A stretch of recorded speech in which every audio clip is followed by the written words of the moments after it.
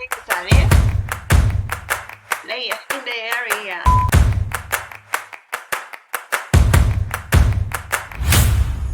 20th generation revolutionary clan, inviting people, telling stories, finding her, making poems too. Inspire, this is Ecology. This is Ecology.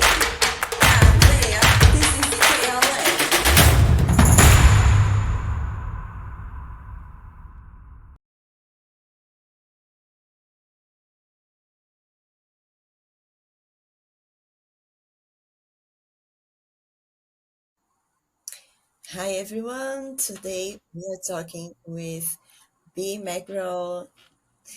Please make your presentations.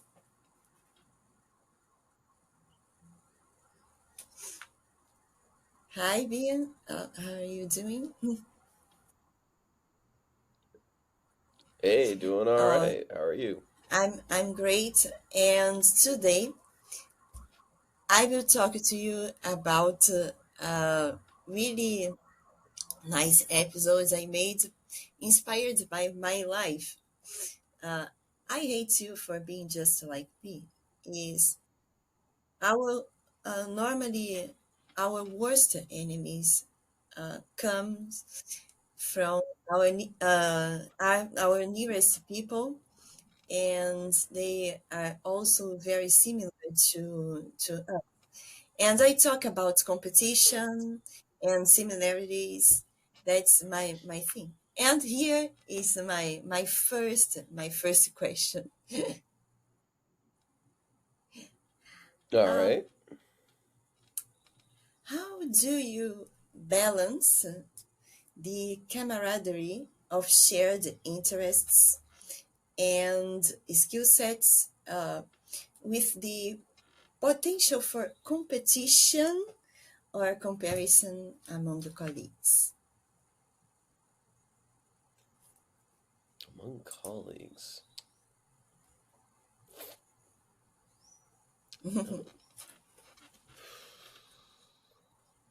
Yeah, I'm not sure if that comes up super often. Usually, when you're in the same space, you jive a little bit more. The only time that you run into conflicts is when you are in the same space, but you have fundamental differences on how things should be done. Which does come up. Okay. So now you came here just to talk a little about your book. Could you tell us what are you, what inspired you, and what's the book about? Well, the book is called Et al. Because not all research deserves a Nobel Prize, and it is a collection of parody research articles that I've been writing over the last few years. Started in 2020, I think in the fall.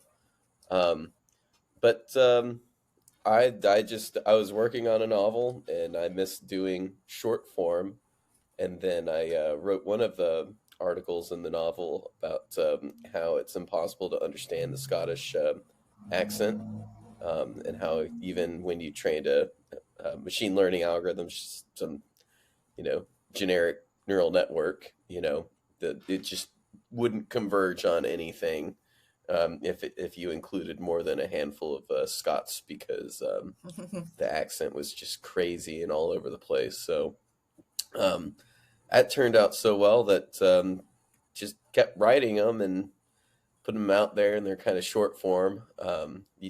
Each chapter is pretty standalone, so it's kind of fun to write them and put them out there, see how people online respond. Really love the audience and everyone supporting on Reddit and Twitter and Facebook, because it's just get instant feedback, and people even contribute. It's pretty fun. Um, but yeah, before you know it, you had enough for a couple books, and then you pared it down to enough for one book, and Yeah, now it's out. I It's doing thought pretty it's well. a really interesting initiative because uh, you put humor into the academic paper, something really closed. It has a really defined form. And when I had to write this during my past life, it wasn't the comfortable to follow many rules and norms. And here is one more question. Can you share insights into your decision to infuse humor into academic papers and the inspiration? You told a little about the inspiration, but how do you balance adhering to academic rules with injecting creativity and humor into your work, especially considering your personal experiences? Well, I mean, I am a Uh-huh. researcher in real life, and I've done a lot of writing, some that's actually published, and some that's just internal tech documents or whatever. I've spent way too long in rooms arguing with doctors and other engineers about like what words mean and the specific format, and you got to make it as dry as possible, and you know wrestling over what figures look like. So I've just spent so much of my life doing that. But there's a lot of opportunity for humor in science like that, especially when it's there's just so much variety in like all the scientific fields out there. Like just in one field alone, you're never going to run out of jokes. Just because you can combine it with absurd concepts from real life and mix and mash it all together. And yeah, it's I don't know. Most of the ideas just kind of come to me, and I'll write them down, and then I'll do the article later. But I'm not the only person that writes these. Like I've seen some before. Um, like for example, like the computer science type example. There's like a journal called Sigbovic, and they do it once a year, and they'll have like 300 pages of it, just from people submitting, and it's all just kind of in the computer science domain. I don't know. It's there's a lot of opportunities for humor because you can have an unreliable narrator where you don't quite trust them because they're going to do whatever they can to make sure that it's a publishable result, and they'll massage the numbers, and they can be lazy where you would normally be lazy as an academic. So you got that humor, and then you have the humor of making puns with the science and the real life, and kind of fitting science in absurd places where it doesn't exactly go, is funny enough as it is. And then on top of that, there's a lot of stuff when you're writing um, a paper that you're like, well, I wish I could just say this, but I can't because that would be so unprofessional. But if you say the unprofessional thing in kind of a professional context, like, you know, we thought that this would be out of scope of the paper because we just ran out of money. You don't really say that, but everyone knows that Oh, yeah. that's what happened. This kind of paper is really boring to write, and I really enjoyed. I'll try to look for other authors in this niche, but I must confess, it's not so easy to find some. Oh, there are other authors in the niche. I don't know if there's like other compiled books from Mhm. a single author, but like I said, Sigbovic does a journal once a year, and that one's pretty big. Um, I also share a lot of spaces with a Gunther Schlunk, that's the pen name of an author who does a lot of chemistry style papers in this style. We share the subreddit r/immaterial science, which It's growing. I think we're top 25 in science news and discussion now. So it's getting up there. Um, there's another author that does these. I really like Eve Armstrong, um, and all of her stuff's on archive, and that's kind of the thing is most people will just publish their stuff on archive, and there's actually a pretty decent list of joke papers on that website because most people will just every so often make an Mhm. April Fool's paper and then post it on April 1st. Um, but usually they just do one, which I think is kind of a shame because they're pretty fun to write these things. But you know, if you write one, that's pretty good. That adds up to a lot over a bunch of people doing it. And Okay. yeah, there are a lot of people doing this. I'm not the only one. And I like I mentioned Sigbo. Yeah, I said Sigbo. It's a big one. And then you have improbable research with Mark Abrams, and he does funny research that's real. I think he's the person that does the stuff that's like not made up but still kind of funny, and that one's also pretty interesting. And they give out Ig Nobel prizes every year.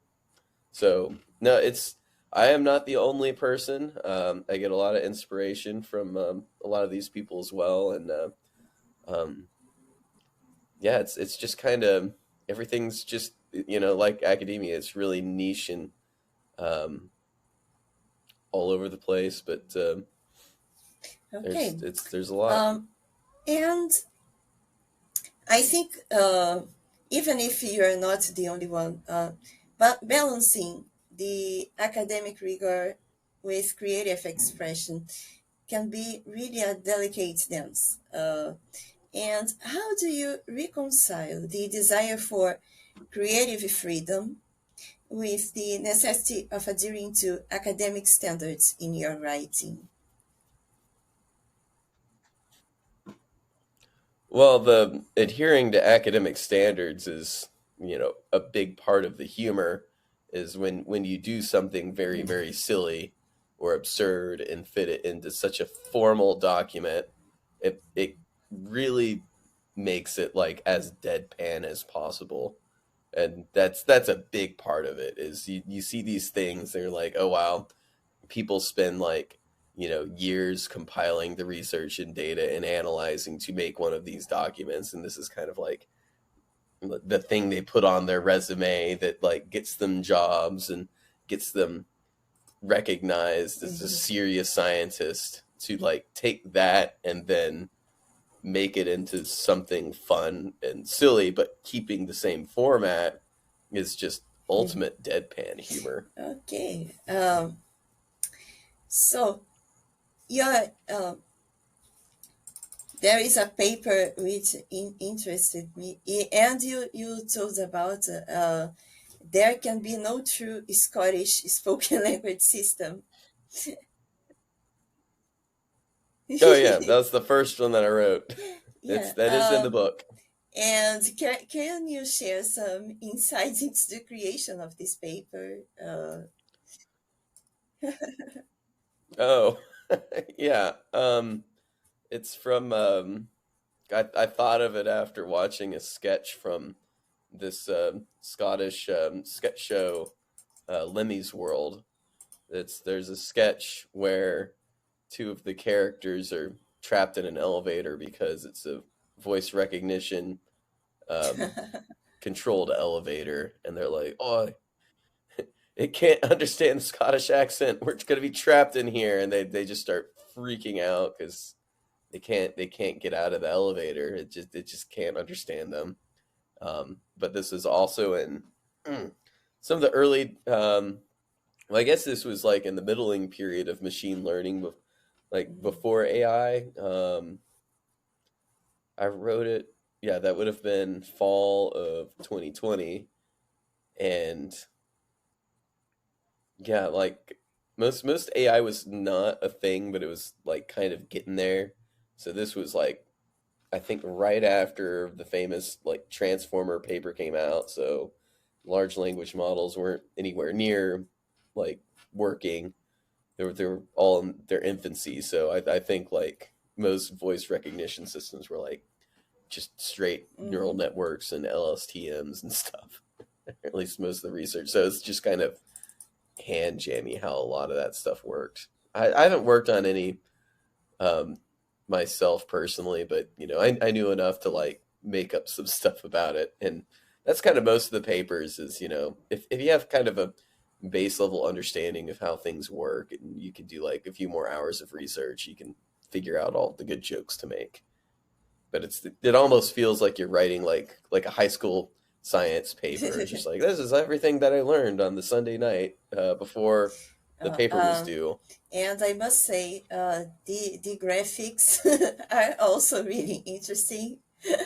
Well, I'm an illustrator, and Which ones? I started laughing out loud, especially on the last one, the one with a tree. I don't know. It was really I Which one? it has a tree and many. Let me just open the book, but I think the graphics are really interesting. And meanwhile, while I open, I wanted to know you are from a military environment, isn't it? So Mm-hmm. okay. Yeah, I was in the Air So Force. transitioning from this fast-paced military environment to a slower-paced research job may have prompted a long for creative outlets. How did this transition influence your decision to dive into satire, and what role did writing satirical research papers play in filling that void? Well, I mean, I started writing satire when I was in the Air Force because I was in a unit that was very, Mm-hmm. very fast paced, but it had a ton of personalities.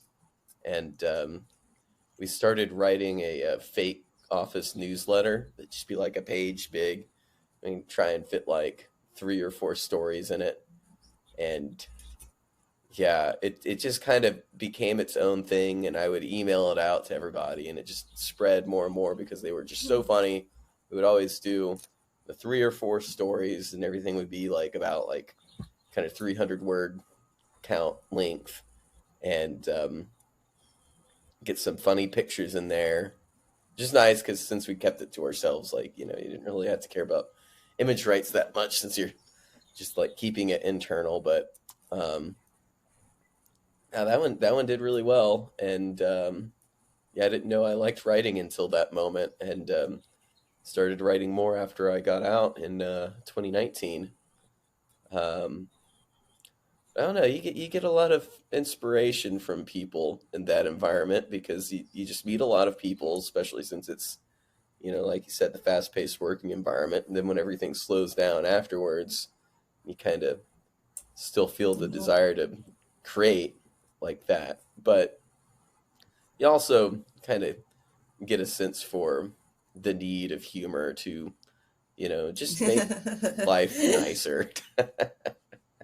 It can be like in an awful place in your life, and just making a solid joke can really, make your day a lot better. Your day and everyone else around Okay. you. Um, well, and after writing this book or reading so many satire,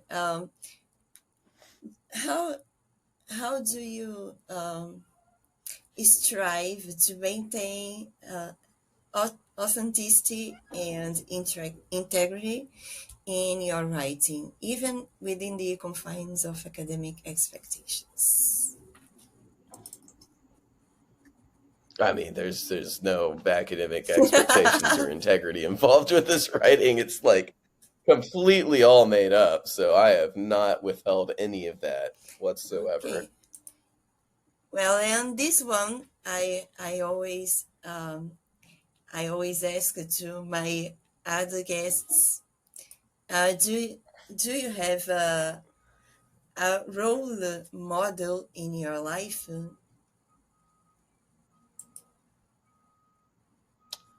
role model. There's some people I work with I definitely respect. Some doctors, um, and then some people that I work with that I do respect from just kind of like getting things done mentality. Um, Role models. There's one obscure one that I always kind of looked up to. Um, Other than Jesus, he's ultra role model there. There is there's a record that I bought a long time ago, vinyl. It was this uh, collection of Russian symphonies by this symphonies by this Russian composer. Um, um, can't remember his name. It's not exactly a role model. It was more like a story, and I'm like, this is kind of a cool way of living a life. But the guy was a doctor in his day to day life, and he was a good one and saved a lot of lives. This would have been the 19th century when it's kind of wild west of being a doctor, but there was still like some method to it. It's just kind of forming from not much of a method. Um, but whenever he was sick or in his off time, he would also compose these really great symphonies, and his music friends apparently like would hope for him to get sick so that he would write more music. But I thought it was really cool, and the symphonies are really good. It was, I think it was Borodin, which I think is going to be confusing if you try and look this up because I think there's multiple Borodins who are classical composers. Um, but anyway, I was reading this in the liner notes. I'm like, that's really cool that he was able to like balance those two things and do really well at both because I really enjoyed those symphonies. Um, but yeah, his friends were wishing he would get sick more just so he would write more music, which I thought was Okay. pretty funny. It's interesting because you are one of the first to tell to mention someone outside family. Many people here come. Oh, really? I mean, I do very much love my family and respect them and everything. Oh, I'm that is like, yeah, that's definitely a role yeah. model of sorts. There's a lot of it's the role model question's really weird for me because like I don't really see people as you know Mhm. infallible. So when I see like my dad or other people in my family, grandfather especially, someone I would look up to, um, I see both their admirable qualities and their shortcomings. Like you can't just like pick whole person and call that a role model. But you still kind of do. I don't know. I see people as people, so it's difficult to find someone you would see as like an infallible role model in your life, except Jesus, Mhm. like I mentioned earlier. Okay. What are your aspirations for your personal writing practice after this book? Uh, and how do you envision incorporating your unique perspective and experiences into future projects? Well, I'm still writing these things. I'm trying to keep up writing at least one a month, but I'd like to write two a month because I always have enough ideas to do it. It's just a matter of finding the time to make them. On top of that, I mean, before I was working on I was working on a novel that's a historical fiction about a Roman Civil War that I would like to get published, either self-publish it or traditionally publish it, but it's just a matter of editing because that one's just really really long, and I have to find an editor. This last book I actually got a publisher, um, to put it out somehow. I don't know how they found me or decided I was a good idea because there's not really a genre for this book. It's like, as much as people like to say how cool one of a kind books are, they're kind of a pain in the publishing industry, apparently, because there aren't any like marketing outlets or um, ways of promoting them like you could, like just a normal book that Oh, looks like all yeah. the other books. Um, yeah, no, it's a pretty weird world in that case because this one's pretty solid, but like I don't know how to basically advertise it to people outside of the people that were already following me on Reddit and other social medias. Like they know what it is, but if I just posted this randomly on Facebook or somewhere else or like an ad online, like no one's gonna know what this Oh, is. well, I recently was talking to another author, and he told me the same thing. How hard is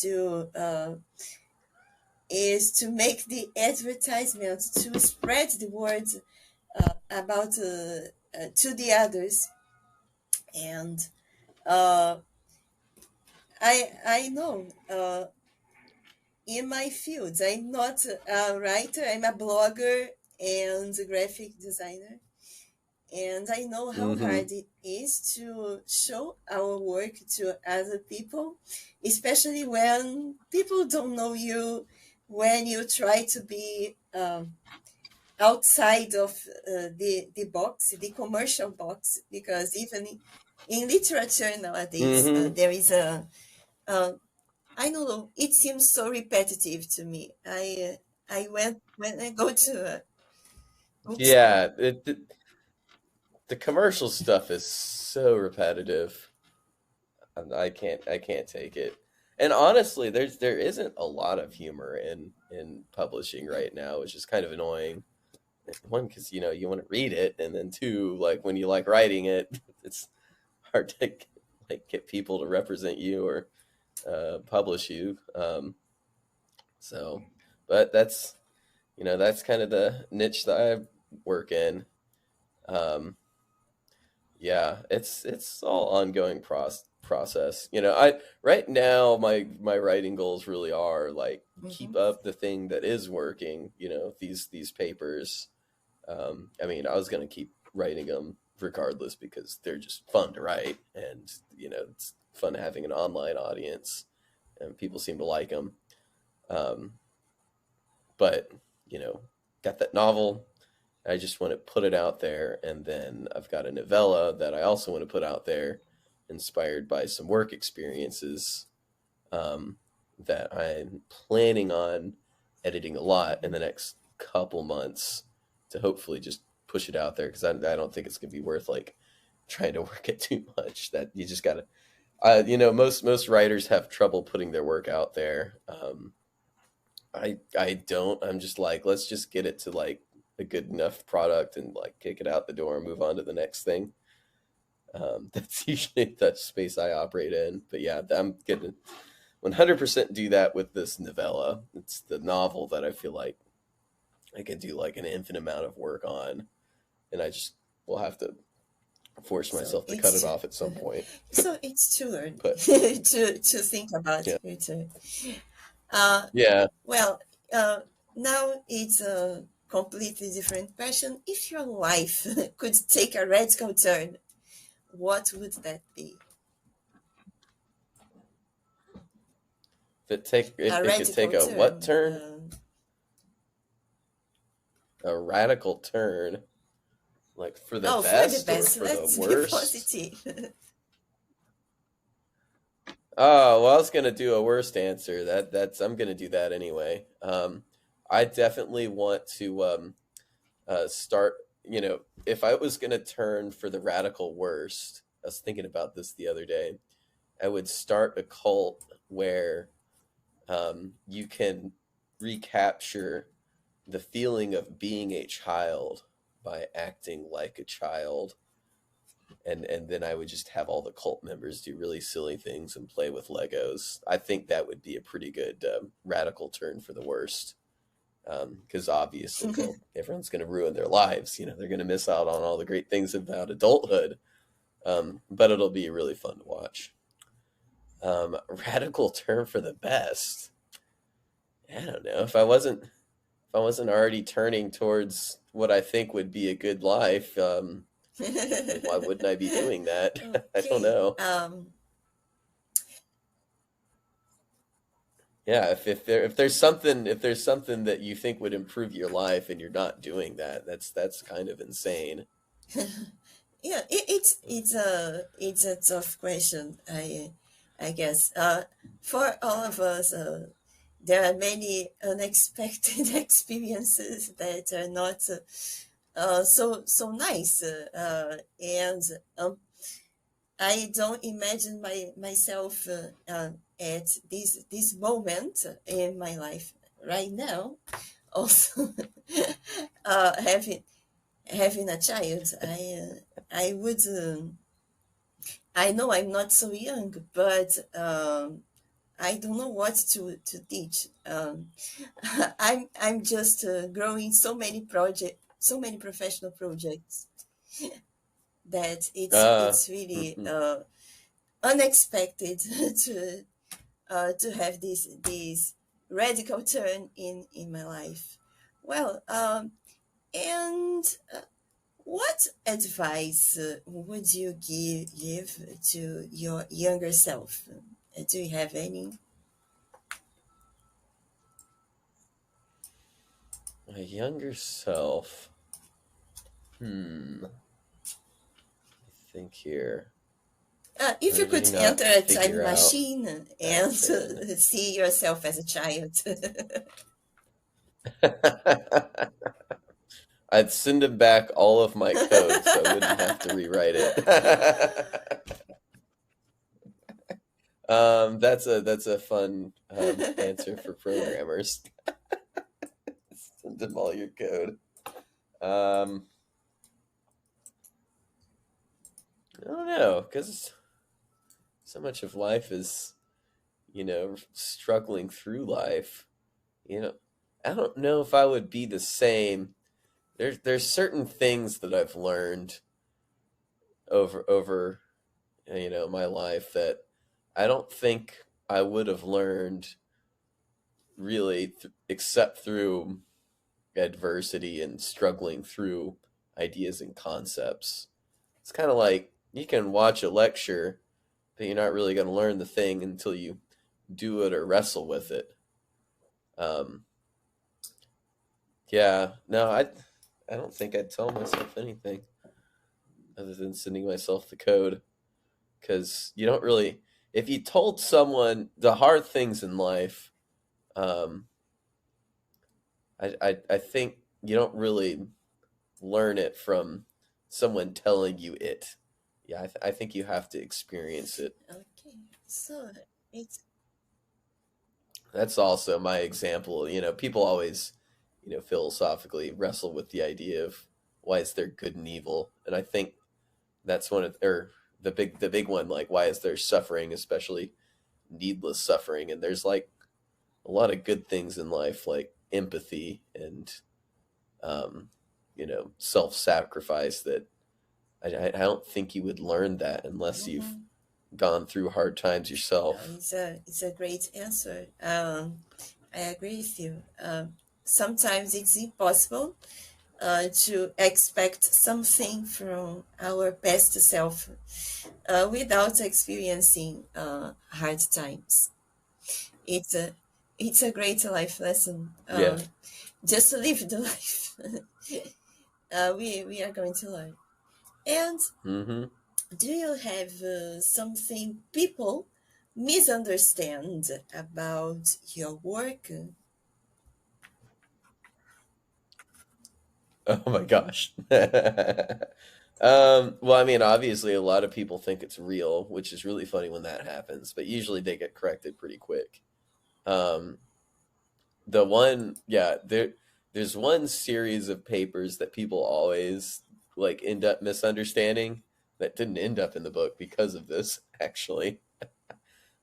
It's a I write this series of about they're written from the perspective of these two people in this really toxic relationship, Dr. Chad Mhm. Broman and Dr. Tiffany Love, and each paper they'll write on each other to like manipulate and take advantage of each other in some way, or like one is like Tiffany's trying to get Chad to play less video games, and then another like Chad's like well, the famous one is a time series analysis of my girlfriend's mood swings, and that one's all just like about tracking her mood so that he can find the right time to play video games, or do things like, try and buy a speedboat. It's all like selfish behavior. And oh my gosh, like the kind of like character inspiration is very much like, have you ever watched It's Always Sunny? It's just like a humor of horrible people. Seinfeld too is the same way. Um, and that's where like most of the humor is from, is them just like being their authentic horrible selves. I'll post these, but they're still so relatable as characters that everyone thinks they're real, and depending on who's writing it, they'll think it's sexist or misandrous, if it's a Tiffany paper, or sexist if it's a Chad paper. But then there's also really funny situations where it'll get posted in certain countries that are like, you know, not they're like, the countries are so sexist that um, they'll see Chad's paper and they go, "That's kind of really sweet that he goes through that much effort to understand his girlfriend." Okay. It's just like, my husband would never do this for me. But I that always drives me crazy, because I think it's like a really funny paper if you get the concept, but the comment sections are just insane whenever it gets posted. Um, Yeah, that one goes viral a lot. So it's just the internet for you. It takes the craziest stuff Uh, and uh, runs with uh, it. I also have mood swings, of course. I'm a woman. Yeah. Yeah, I mean, everyone does, but well, the joke of the paper was like, when he described what was going on with her, it slow revealed that he was like being really stupid and inconsiderate, and she was having a normal reaction to him being stupid and Uh, inconsiderate, uh, and but like framed through his selfish perspective. Um, it's just really funny. But yeah. okay. Well, this is a really a mystery for each of us. This season in my podcast, I think from all the invitees I had, only one is a woman. The other one are men, and it has been yeah, and Oh, it really? has been Hmm. a great experience to me. Sometimes I'm kind of misandric. I must confess, and learn to learn from too many invitees, men around the world. Uh, made me a bit softer to the ones I'm talking. Oh, well, that helps. I mean, there are bad people all over the place that, I think online dating has made everyone Oh, for a sure. lot more sexist. Bec- well, because it's like, that's like the worst way of interacting with the opposite sex, if you're heterosexual. So now, like, if most of your closest friends are of the same gender, and now your only interaction with the opposite gender is like hookup culture, like, you're gonna come to some really awful conclusions about the other gender. Oh yeah. Well, That's all I want to say. And now about our theme, shared interests and backgrounds can sometimes lead to feelings of competition and or comparison. It not only happens with the same gender, but also the opposite gender. Nowadays, we can see this.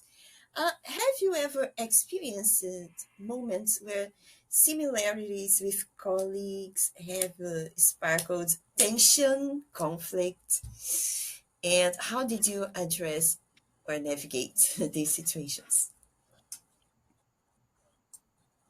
Well, I think that that happens like if when two strong-willed people are working on the same thing. Um, but that can work for the better or it can work for the worst. And I've experienced both where when it's with the worst, you're both very strong-willed and you have very strong opinions. And if you're not doing something your way, then it's being done wrong. I mean, I'm an engineer and a researcher, but Mm-hmm. especially among engineers, that's like very easy to get into conflicts that way, arguing how to do things. When, I mean, honestly, there's like so many different ways of doing things, but when you get it in your head, now this is going to be the best way of doing it, then it feels like it's one way to do it. But sometimes I can get a little strong-willed on certain projects, and if that happens and I get involved with someone else that's strong-willed, and it just you can have professional disagreements, and hopefully that you can keep it professional, but if it goes on long enough, it inevitably starts to feel personal. Usually with both people, but I've experienced that many, many times, and usually you get over it, or you just get on a new project eventually. But sometimes it never really resolves, and you just kind of part ways.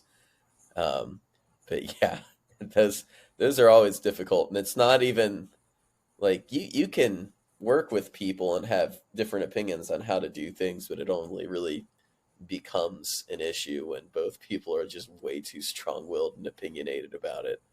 Um, but you know, you can be Mm-hmm. strong-willed and opinionated, and as long as you stay respectful, I think you end up with like the best results. Like there's one guy that I work with, um, where that always happens, and we'll argue about stuff for hours, and only to realize that we were really agreeing with each other, or someone realizes that they're wrong. And if you get the relationship, um, or the working relationship where both people can realize that they could be wrong, or like figure out what the other person is saying, then the process of arguing it out really just kind of fuses Mm-hmm. the work of two strong-willed people. And that's the stuff I make in those environments. I think usually like are always the best results. But both people have to like keep the passion, keep the opinions, but still be able to be respectful and stick it out, and just work the ideas and whatever you're working on until you get the best product. It might be really loud for everyone in the office, but it's it's a good way of working if you have the if you have the energy to even Uh, argue that um, much. well, I also had many unpleasant experiences. It inspired me to write these episodes I put here. Uh, well, it happened to me many around 10 years ago. I was at a not at a too formal environment. I was learning French at a course, and in my class there were only masters and PhDs, including one engineer. So we were talking about engineers, Hmm. how they say, they feel they own the truth sometimes, And Yeah. That's the that's the mindset you have to be a good so, engineer. and I found, Well, it was still uncertainty. Yeah. well, Anyhow, I go on. remember we had many conflicts, and I only found the solution when I finally transitioned to the arts, when I went to a theater class, and a teacher, he is also an actor, of course, he told us, sometimes you will have the will to push us downstairs. You'll be so angry at us, but don't be. It's just the on stage. Off stage, we are all colleagues. We are all friends. And when you talk it about it, Hmm. I just remembered what this theater teacher said. We only need to fight on stage. When you leave the stage, just Yeah. forget it, and well, let's drink a little.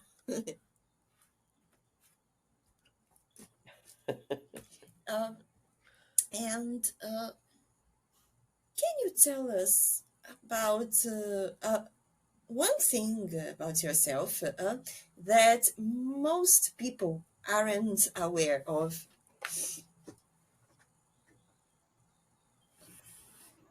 Hmm. Be something most people aren't aware of. Maybe got a Oh, cat on me. That's one thing. I heard this cat. He usually shows up. It's Mordecai. Well, I don't. I mean, I don't keep it a secret or anything, but it doesn't come up very often. But I am Me Christian. I too. am religious, like a regular church goer. Oh, nice. Yeah, it's interesting because I saw that for the first time. Well, I'm in America. America is more non-religious than religious, as of like a couple of years ago. There's more unaffiliated people. I think the group is Mhm. like agnostics and atheists and people that are just generally unaffiliated or don't care. Um, but yeah, no, I was raised Christian. Never really related to all the born again church people because I'm like, I don't feel like there was a moment when I was born again since I was Christian my whole life, but I don't feel any less Christian. But yeah, I am a Jesus follower.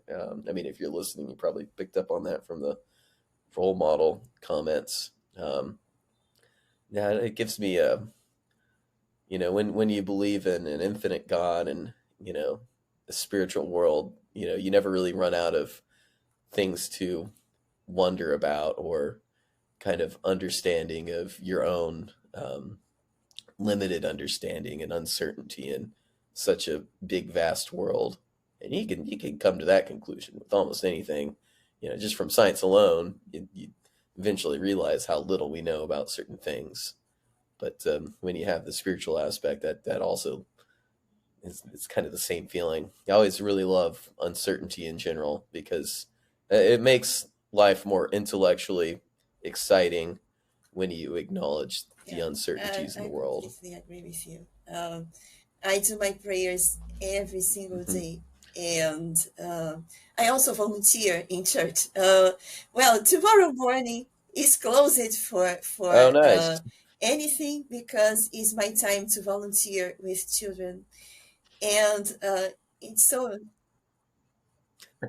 Oh, my girlfriend does that too. it's a so delicious experience. Uh, I really enjoy because I stayed outside the church for 4 years, and my life become heavier.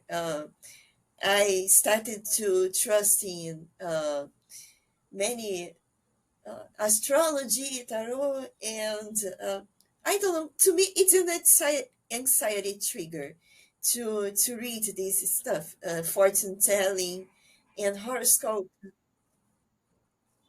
Oh, Yeah, all the woo woo it's stuff. really it feeds my Yeah. anxiety. Hmm.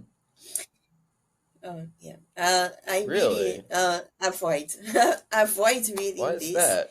Because sometimes they say, "Oh, you will have success in life. It will rain.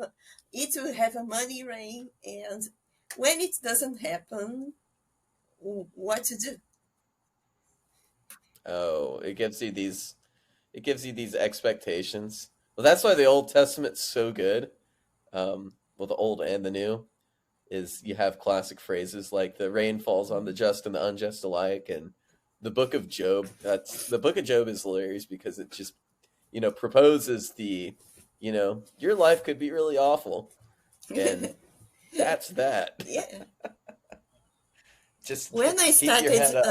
studying Like the Bible, all it like was kind of, well, it's yeah. really helped me to be a better person and to forget this story of believing in fortune telling and etc. Hmm. Well, that's good. It's funny though, like some people are like violently against like that woo woo stuff, like fortune telling and astrology, and like I don't know. Most of it seems pretty harmless to me. I've never been into it, but I don't know.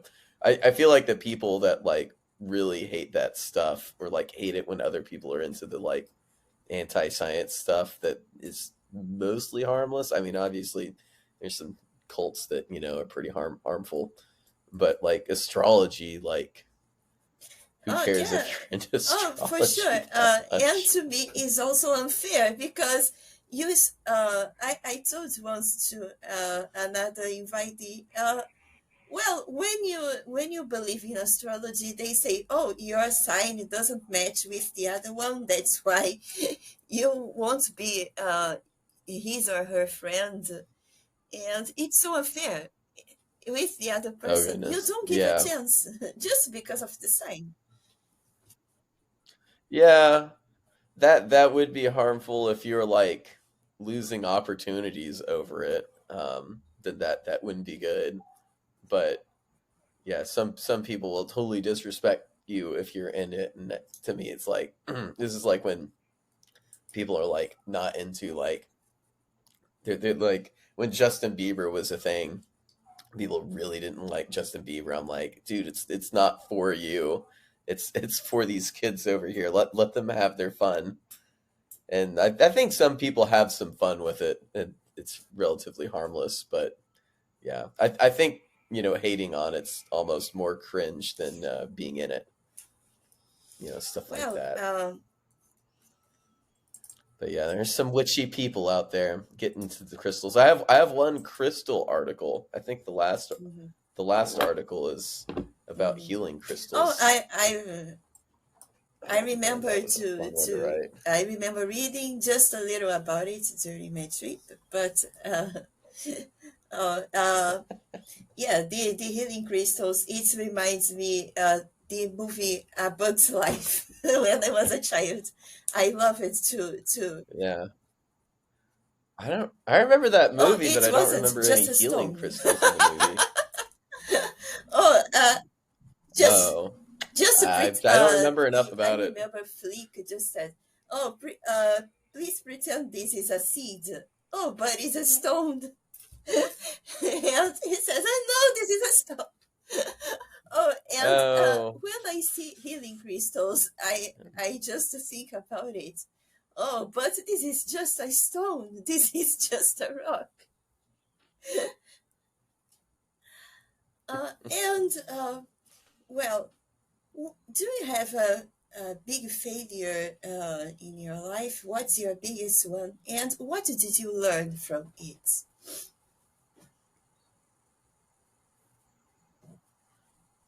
Biggest failure. Mm. The only ones I can think of are embarrassing stories, but those I can't quite call them failures because they're just like just didn't know something, and it's like a Frasier episode, and he end up doing something really embarrassing from just not knowing. Um, a failure.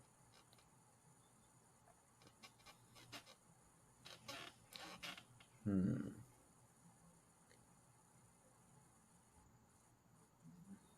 I'm not sure right now. I don't really think about my Oh, failures too of much. course, when we I mean, I don't think I have any that really stick out. your life is in God's hands, so you don't think about failures. Clearly. I mean, it's not like I don't have any failures. I just can't think of one that would be like, oh yeah, that was a really big one. Nothing huge. Probably some people I was with I probably shouldn't have been with for as long as I was, but other than that, I don't know. And even then, I don't regret it that much. Okay. Well, it's hard to. I know Sorry, that's it's kind of hard a to find, non-answer. and well, I do some therapy, and my therapist asked this question to me: "What's your biggest failure? Do you regret?" And I said, "Oh, I wish I could do my professional transition earlier." And she said, "Oh, but you didn't have the same maturity you have now. So how what?" Yeah, well, that's what I was saying when you asked like what would you tell yourself when you were younger. I'm like, you can't tell someone things and all of a sudden they become mature. You just kind of have to work through that Uh, process. and then I was walking and thinking, yeah, actually I can't I can't blame Yeah. my past self for doing wrong choices. It was just No. a lack of maturity. I needed to grow up. And well, what's your end goal? Do you have any idea?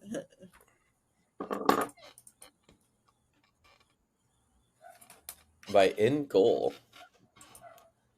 Yeah, live a good life, have a good legacy, just add value to the world, whether it's my professional day job work and research or writing to bring humor to everybody. That's kind of my end goal, and then improve along the way. Uh, um, okay, our conversation is so good, and I'm really happy to interview another religious person. No, I know. It's always nice. It does feel like an elephant in the room when you know you're Yeah, religious. You're like, sometimes I I think need. you're religious. It's kind of a point of contention with some people, but honestly, if someone judges you for what you believe in, that Oh, they're I not a I good agree person. with you. Well, I it's the first thing I say in the dating app I take part. I go to Ah, church that's and I'm probably good. religious, and half of the people give up. Yeah, no. So we have a few more questions before we end, and I want to know, what does your morning routine look like, and how does it motivate for the day? It's get out of bed, brush your teeth, contacts, go to the bathroom, and walk out the It's door. so quick. I don't really do a lot. It's very quick. Sometimes I'm out of bed and out the door in like under 15 minutes. I don't spend a lot of time in the morning Okay, sitting around. and what are three unique skills that helped you become successful? Skills. I really enjoy getting feedback on my work through just posting it Mhm. online and sending it to friends. And I think no matter what it is you're working on, having a good system of feedback is, I think, extremely important. And that's really tough for writers because a lot of stuff that you write is so long form that it's hard to get feedback on. I mean, that's what I'm struggling with right now is all my long form writing I can't seem to nail down just right. And all my short form writing's pretty all right because I can post it, I can see what works and what doesn't work, and then edit and adjust from there. So that's something that I think is really important. In coding, it's really easy to get Mhm. feedback because you hit run, and if it runs, good. If it doesn't, you got a bunch of error messages to deal with. Okay, and what's your favorite word? It can be also a sentence, not only a word. I'm gonna um, let's go with I don't know if I actually have a favorite word, but for some reason my mind immediately goes to the Monty Python sketch with the woody words and erogenous, great tome. So I'll go with any woody word. None of those tinny words. Okay. That's a deep cut. Most people Oh, aren't going to get that. well, the I like the sound of some words. I always tell a word in English, but I tell you a word I like in French. It's not a word; it's an expression. It's called esprit d'escalier. Is the staircase spirit, and I feel it very much. Many people feel when you are talking to someone and you want to say something and you just remember when you are miles away from the person or Oh, I thought of a favorite word actually. As my favorite science word is heteroscedastic because it's fun to say and it's kind of a cool concept, or at least it's a way of describing a data set which variance changes. Because a homoscedastic data set, the variance is the same across a variable, but a heteroscedastic set, the variance changes and you got to do different stuff for it. You can't quite combine the data the same, but that's a good word. okay. And well, before the final message, where can our listeners connect with you online? Well, check out my website, jabde.com, for the Journal of Astrological Big Data Ecology, which is my, made up science journal. I call myself the chief editor of it. It's the title I gave myself. We have a subreddit, r/immaterial science, which is growing. Top 25 in science news and discussion as of this week, so it's getting up there. Are also on Facebook. If you just look up Journal of Astrological Big Data Ecology, and Twitter as well. On Twitter, I am at Jabde6. Got that one a long time ago. But yeah, if you go to the website, you can find all that information there, and email me if you really need to. The contact link does work. You can email me, and if you have a paper idea, we do accept people's papers, and we'll post them on all our socials, and I can help you edit them if you want to get it really funny. Two of the articles in the book, actually, three of the articles in the book are from other authors. Um, One was mostly there; I didn't have to edit it much, but another definitely helped it get there with a lot of editing. So yeah, if you want to write with us, let me know. Otherwise, please enjoy all of our Oh, content and buy my it's book. a real temptation because I have lots of projects and I'm a blogger. I told you. I, Well, Yeah. do you have a final word to our listeners? My motto at DKLA is inspire and engage. And I think we are reaching this goal in this interview. Um, oh, what was it?